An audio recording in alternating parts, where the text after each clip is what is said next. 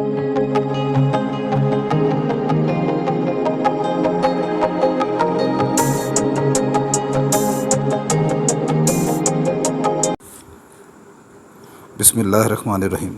अस्सलाम वालेकुम dear students, मैं हूं प्रोफेसर अज़मत अली और आप देख रहे हैं मेरा चैनल मैथ्स फॉर यू।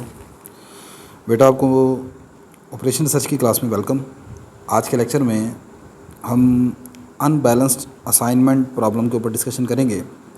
सबसे पहले मैं आपको बताता चलूँ कि अनबैलेंस्ड असाइनमेंट प्रॉब्लम का क्या मतलब है। आपके पास एक असाइनमेंट मॉडल दिया हो, अगर उसकी नंबर ऑफ़ रोज़ और नंबर ऑफ़ कॉलम बराबर ना हो उस मैट्रिक्स की जो असाइनमेंट मॉडल को रिप्रेजेंट कर रहा है, तो आप समझ जाएं कि वो जो आपका असाइनमेंट मॉडल है वो अनबैलेंस्ड है। जैसे यहाँ पर देखें कि नंबर ऑफ़ रोज़ मेरे पास 6 हैं और नंबर ऑफ़ कॉलम जो है वो 4 हैं। तो ये मैट्रिक्स आपके पास रेक्टेंगुलर मैट्रिक्स है, स्क्वायर मैट्रिक्स नहीं है। नंबर ऑफ़ रोज़ और कॉलम बराबर नहीं है। So this model is unbalanced. ठीक है, अब क्वेश्चन को थोड़ा सा पढ़ लेते हैं। A company is faced with the problem of assigning 4 machine to 6 different jobs, 1 machine to 1 job only. एक कंपनी के पास 4 मशीनें हैं और 6 जॉब्स हैं, लेकिन प्रॉब्लम यह है कि एक जॉब सिर्फ एक मशीन को दी जा सकती है। The cost are estimated as follows, और हर मशीन के लिए जो कॉस्ट रिक्वायर्ड है वो आपके सामने है।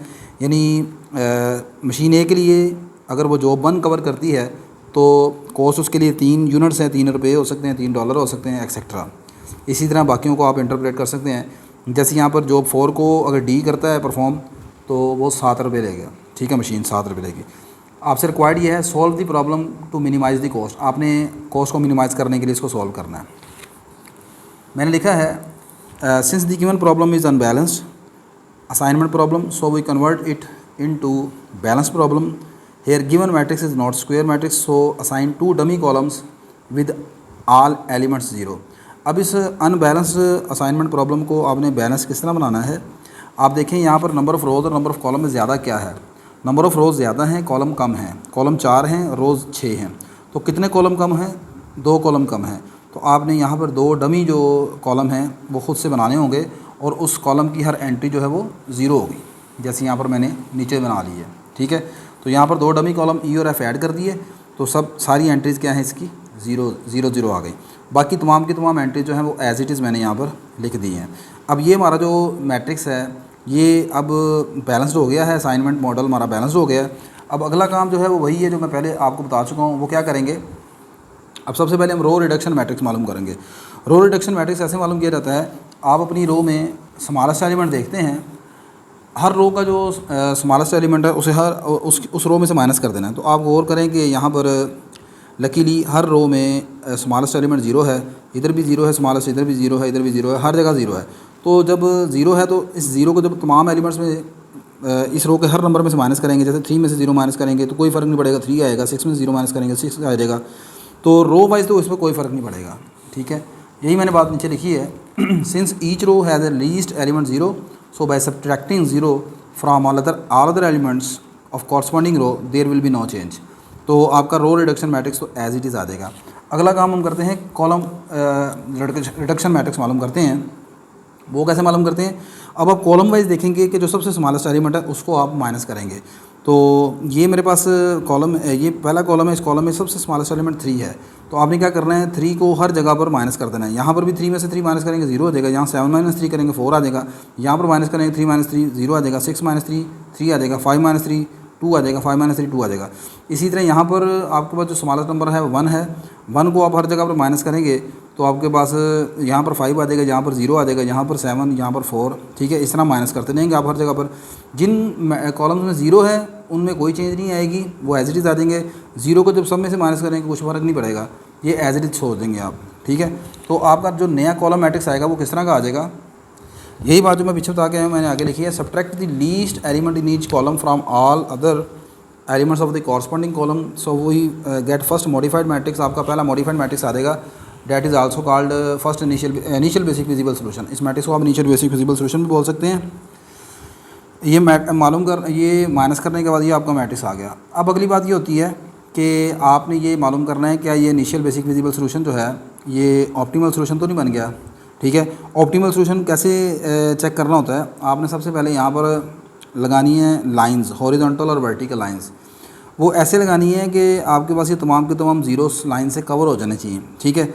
अच्छा, वो लगाते कैसे हैं, आपने देखना है कि आपके पास किस रो या किस कॉलम में सबसे ज़्यादा ज़ीरो नज़र आ रहे हैं। आप देखें कि आपके ई और एफ़, ये जो आखिरी दो कॉलम है, इनमें नंबर ऑफ़ ज़ीरो सबसे ज़्यादा है।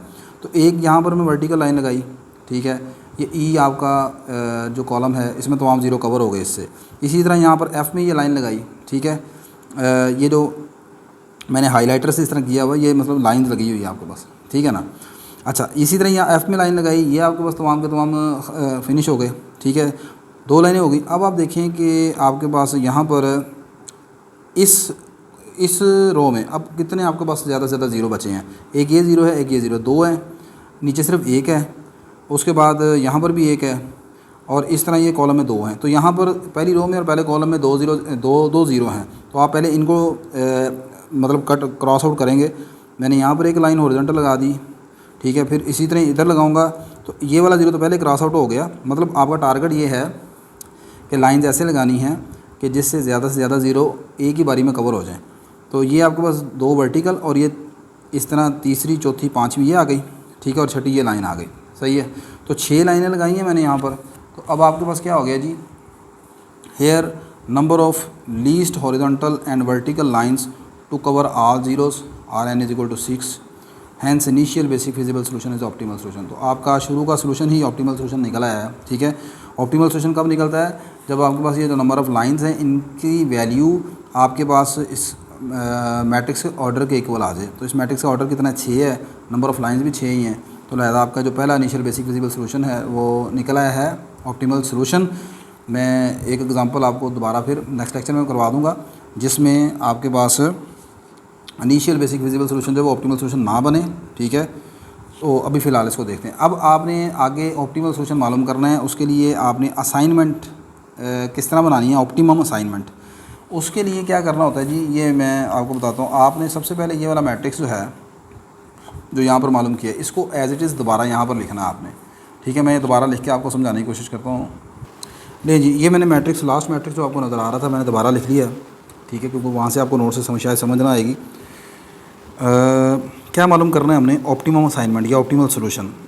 अब आपने यहाँ पर रो स्कैनिंग और कॉलम स्कैनिंग का इस्तेमाल करना है। अब रो स्कैनिंग या कॉलम स्कैनिंग क्या चीज़ है, आपने सबसे पहले देखना है कि पहले रो स्कैनिंग करते हैं, आपकी किस रो में एग्जैक्टली एक ज़ीरो मौजूद है। अगर एक से ज़्यादा हैं तो आप उस रो को स्किप कर दें। पहली रो में देखें 4 ज़ीरो हैं, आप इसको स्किप कर दें। दूसरी रो में भी 3 ज़ीरो हैं, इसको स्किप कर दें। इसमें भी 3 ज़ीरो, इसको भी स्किप कर दें। यहाँ 2 ज़ीरो हैं, यहाँ भी 3 ज़ीरो हैं, यहाँ भी 2।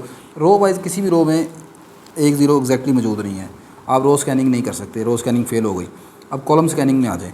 पहले कॉलम में 2 ज़ीरो हैं, इस कॉलम को स्किप कर दें। दूसरे कॉलम में एग्जैक्टली 1 ज़ीरो है, ये देखें, इसको आप मार्क कर लें इस तरह। अब आपने करना ये है कि ये आपके पास सेकंड कॉलम में ये आपका सेल बनता है, सेकंड रो सेकंड कॉलम, इस पोजीशन पर आपने इसको मार्क किया। जब कॉलम स्कैनिंग करेंगे तो आपने क्या करना है, अब इस रो में R2 में बाकी जितने भी ज़ीरो हैं उनको क्रॉस आउट कर देना है, ठीक है। कॉलम स्कैनिंग में रो वाइज आपने जो ज़ीरो बचते हैं उनको क्रॉस आउट कर देना है। इसको क्रॉस आउट कर दिया, ठीक हो गई। चलिए जी, बात आगे चलते हैं। तीसरे कॉलम में फिर एग्जैक्टली 1 ज़ीरो है, इसको आप मार्क कर लेंगे। बाकी जो आपके पास बचते हैं ज़ीरो, उनको आप क्रॉस आउट कर देंगे, ठीक है। कौन कौन से ज़ीरो बचते हैं, एक ये ज़ीरो बचता है, एक ये ज़ीरो बचता है, और एक आपके पास ये ज़ीरो बचता है, इसको क्रॉस आउट कर दें, ठीक होगी बात ये। नेक्स्ट आगे चलें। अब आपके पास जो C4 है, चौथा कॉलम है, चौथे कॉलम में भी यहाँ पर एग्जैक्टली 1 ज़ीरो है, इसको मार्क कर लें। बाकी इस रो में जितने ज़ीरो हैं इनको क्रॉस आउट कर दें। ये भी क्रॉस आउट कर दिया, ये भी क्रॉस आउट कर दिया, ठीक होगी बात ये। आगे अब आपके पास इंटरेस्टिंग चीज़ है, पाँचवें कॉलम में आप देखें 1 ज़ीरो मौजूद नहीं है, छठे कॉलम में 1 ज़ीरो मौजूद नहीं है, ठीक है। और ये वही दोनों कॉलम है जो डमी कॉलम थे, ठीक है। अब क्या करना है, अब आपने जो अनबैलेंस्ड प्रॉब्लम होती है ना, उनमें आके यहाँ पर एक प्रॉब्लम हो जाती होती है अक्सर ये, कि अब रो स्कैनिंग भी हो गई कंप्लीट, कॉलम स्कैनिंग भी कंप्लीट हो गई है। अब नंबर ऑफ़ ज़ीरोज़ जो हैं वो आपके पास एक से ज़्यादा आपको नज़र आ रहे होंगे, ठीक है।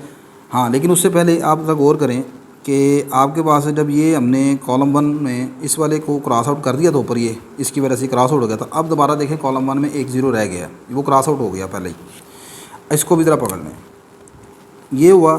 अब इससे क्या हुआ, ये वाले दोनों क्रॉस आउट हो गए, चलें ये भी बच गया। लेकिन फिर बात वहाँ की वहीं है, अभी भी आखिरी दोनों कॉलम्स में आपके पास एक से ज़्यादा ज़ीरो मौजूद है। यहाँ पर भी 2 ज़ीरो हैं, यहाँ पर भी 2 ज़ीरो, और अगर रो वाइज भी देखें तब भी 2 ज़ीरो मौजूद हैं। ठीक है, ये जब आप रो स्कैनिंग या कॉलम स्कैनिंग करते हैं तो समटाइम ऐसा होता है कि कॉलम स्कैनिंग करने की वजह से आपके पास रो वाइज सिर्फ 1 ज़ीरो बच जाता है, तो फिर आप दोबारा फिर शुरू से मतलब वहाँ से दोबारा रो स्कैनिंग इस्तेमाल कर सकते हैं। ठीक है, तो अब मैं बात ये कर रहा हूँ कि अब क्या करना पड़ेगा। अब आपने क्या करना है, जब ऐसी सिचुएशन आ जाए कि रो स्कैनिंग और कॉलम स्कैनिंग कंप्लीट हो चुकी हो, तो फिर आपने आर्बिट्रेरली कोई एक सेल को क्या करना है, आपने चूज़ कर लेना है।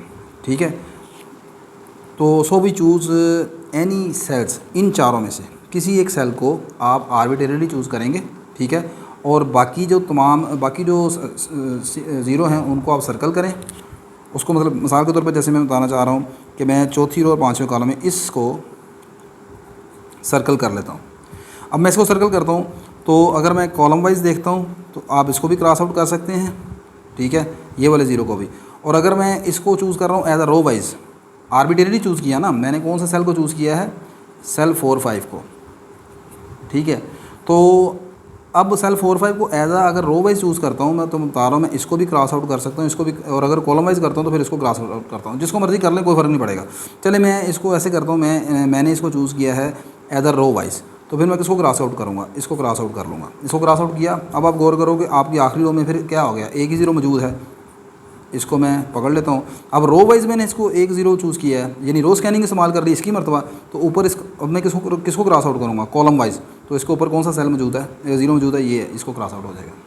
बात समझ आएगी नहीं। एक बार तो दोबारा देखें, आखिरी ये 4 ज़ीरो जो हैं उनके ऊपर क्या किया है मैं दोबारा 4 ज़ीरो को आपको समझा देता हूँ। देखें जी, हमारे पास ये 4 ज़ीरो थे, ये था, दरमियान वाले दोनों ज़ीरो कट चुके थे, ये और ये है। मैंने आपको बताया है कि आपने आर्बिट्रेरली चूज़ किया इसको। अगर आप इसको रो वाइज लेके चलें तो आपने नीचे वाले ज़ीरो को कैंसिल आउट कर दिया। और अगर मैं कहता हूँ कि आप इसे कॉलम वाइज स्कैनिंग करके चलते हैं, तो फिर किसको काटना पड़ेगा, इसको। चलें आप इस मतलब इसको क्रॉस आउट करके देख लें। जब आप इसको क्रॉस आउट करेंगे तो अब आखिरी कॉलम में आएंगे, तो आखिरी कॉलम में फिर ये ज़ीरो एक मौजूद है, बात वहीं आएगी। अब ये आखिरी कॉलम 1 ज़ीरो रह जाएगा, तो अब ये कॉलम वाइज चूज़ किया है, तो फिर इसको क्रॉस आउट कर देंगे रो वाइज। ठीक है, तो ये तमाम ज़ीरो आपके पास हो गए कैंसिल आउट मतलब। ठीक है, तो अब आपने जॉब असाइनमेंट कैसे लिखनी है, तो चेक करें इस सेल की मदद से। देखें जी, यहाँ पर इस तरफ लिखी हुई हैं हमारी जॉब्स, मतलब ये है जॉब 1 2 3 4 5 6, ऐसे ही है। यहाँ पर थी हमारी machine A B C D E and F। अब आपने जो ये स्क्वायर सर्कल ये ज़ीरो को मार्क किया है वो किस किस पोजीशन पर है। देखें जी, ये आपने जॉब 1 जो है वो असाइन की है मशीन C को, जॉब 2 जो है वो असाइन की है मशीन B को, जॉब 3 है वो असाइन की है मशीन A को। इसी तरह ही जॉब 4 जो है वो असाइन की है, जॉब 5 जो है वो असाइन की है मशीन D को, और जॉब 4 जो है वो असाइन की है मशीन E को, और जॉब 6 जो है मशीन असाइन की है किसको, मशीन F को। ठीक है, ये तो हो गया आपके असाइनमेंट। अब इन असाइनमेंट के बाद उसने कहा था आपने ऑप्टिमम कॉस्ट निकालनी है। वो टोटल कॉस्ट कैसे बननी है वो ज़रा देख लें। ये जॉब्स आ गई, ये आगे आपकी मशीन्स आ गई, ये कॉस्ट है। ये कॉस्ट कहाँ से ली है मैंने, ये आपका जो शुरू में ओरिजिनल मैट्रिक्स था ना, ये वाला, इसके मुताबिक है। मतलब यहाँ पर जैसे ओरिजिनल मैट्रिक्स मतलब यही मैट्रिक्स था ना जिसमें मैंने दोनों कॉलम डमी कॉलम को ऐड किया, तो ये भी ओरिजिनल मैट्रिक्स ही है। वैसे क्वेश्चन तो यहाँ से स्टार्ट हुआ ना, तो ये वाले नंबर्स वही हैं जो नीचे मैंने लिखे हैं ये।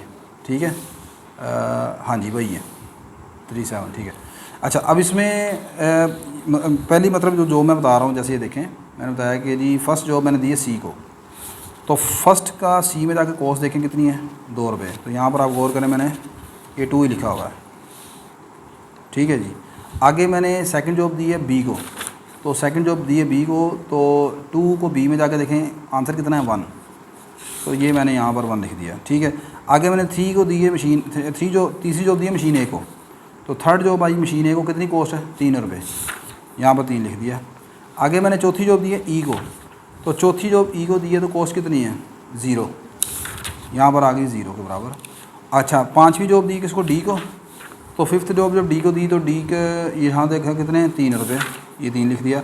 और छठी जॉब दी F को, तो छठी जॉब एफ़ को दी है तो कितने हैं, कॉस्ट है 0, ये 0 आ गया। टोटल ऑप्टिमम कॉस्ट कितनी बन गई, इनका टोटल कर लें आप, 2 + 1 3, 3 3 6 6 और 3 9 9 आ गया। अच्छा, अब अगली बात इंपॉर्टेंट ज़रा गौर से सुनिएगा। समटाइम आपसे ये पूछ लेता है कि किस मशीन को हमने जॉब नहीं दी, ठीक है, ऑप्टिमम सोल्यूशन तो मालूम कर गया, लेकिन किस जॉब मशीन को हमने जॉब नहीं दी। Here in the optimal solution machine E and machine F have a zero cost. आप देखें कि मशीन ई की और मशीन एफ़ की जो कॉस्ट निकली है वो क्या है, ज़ीरो कॉस्ट आई है। It means that there is no jobs are assigned for machine E and F.